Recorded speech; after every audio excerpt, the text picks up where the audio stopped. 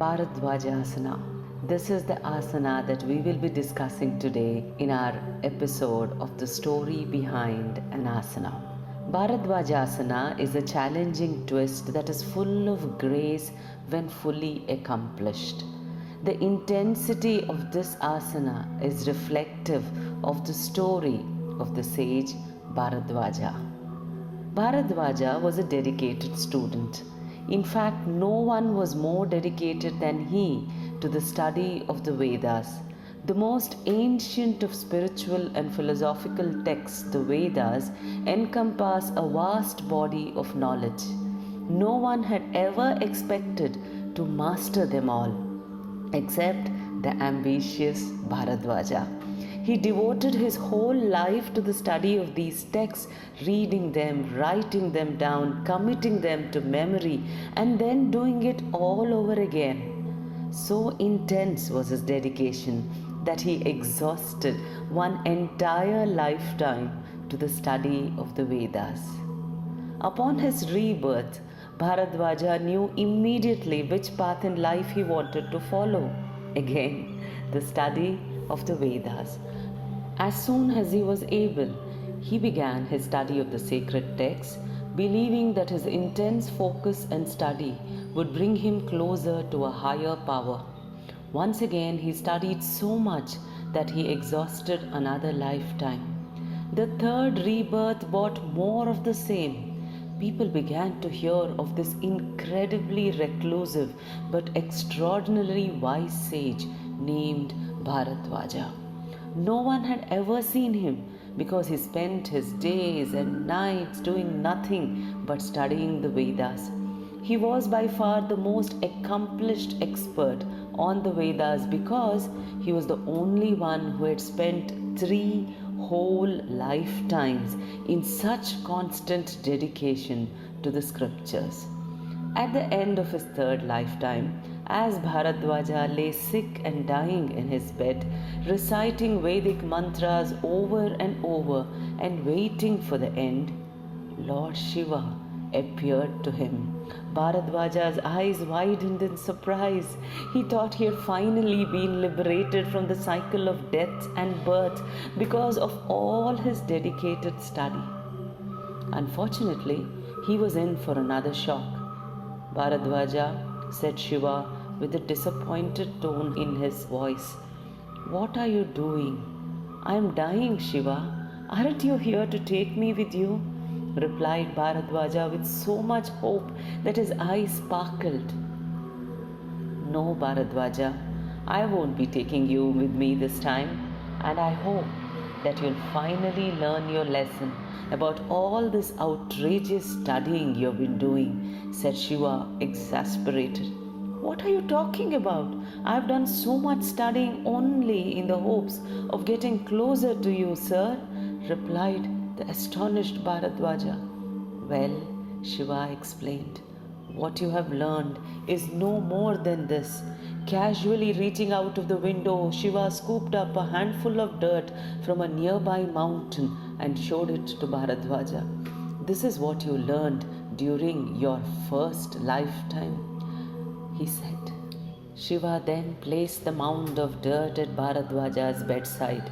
He reached out again, grabbed a second handful of dirt from another nearby mountain, and then another handful of mound from the third. And he said, "This is what you learned during your second lifetime of study, and this is what you learned during the third lifetime of study." Shiva looked compassionately at Bharadvaja, placed his hand on his shoulder, and said, "You have spent all this time becoming the expert on the Vedas, and there is no doubt that no one knows more about them than you. But what you have actually learned is only a handful compared to the mountain of information that is still left to be learned. And what has all this study gotten you? Here you are, living alone. You have nothing joyful to show for your life, and you have shared your knowledge with no one. While you may know the Vedas, you don't understand their true meaning because you have never bothered to share their grace and joy with others. It is through sharing this wisdom that it will truly come alive and live inside you." So, dear Bharadvaja, I'm going to give you another chance. You can spend one more lifetime trying to get close to my presence, and if you use it wisely, I promise you that it will be your last. And with that, Shiva left Bharadvaja, who died quietly that night. Bharadvaja's next lifetime was spent not studying but teaching. He dedicated himself to sharing the deep wisdom and joy that comes from the Vedas, and he educated many aspirants in the ways of spiritual path. His knowledge and compassion was known far and wide, and people from different classes were proud to call him the teacher. When he was on his deathbed, students came from many distant lands to pay homage to the great Bharadvaja. Even Shiva came to pay his respect to this venerable teacher. Once again, Shiva put his hand on Bharadvaja's shoulder and said, "Dear Bharadvaja, you have finally learnt your lesson. Do you see now how the wisdom of the Vedas is not contained within the knowing, but in the living and sharing of the wisdom? Look how many souls are alight because of your grace and generosity. You have done what I suggested, and now, as promised, if you wish, you may be liberated from the cycle of birth and rebirth." Bharadvaja looked up at Shiva with joyful tears in his eyes and replied, "Shiva, while there is no one who resides more fully within my heart than yourself, I must respectfully decline your offer. You see, I now know that I can never be more close to you than when I share the moments of joy with others by connecting with them through these sacred texts. Living this great wisdom is more of a heaven than I could ever ask for." And so, with pride shining in his eyes, Shiva left Bharadvaja's bedside, and with joy in his heart, Bharadvaja left his body, only to be reborn as one of the greatest sages ever known.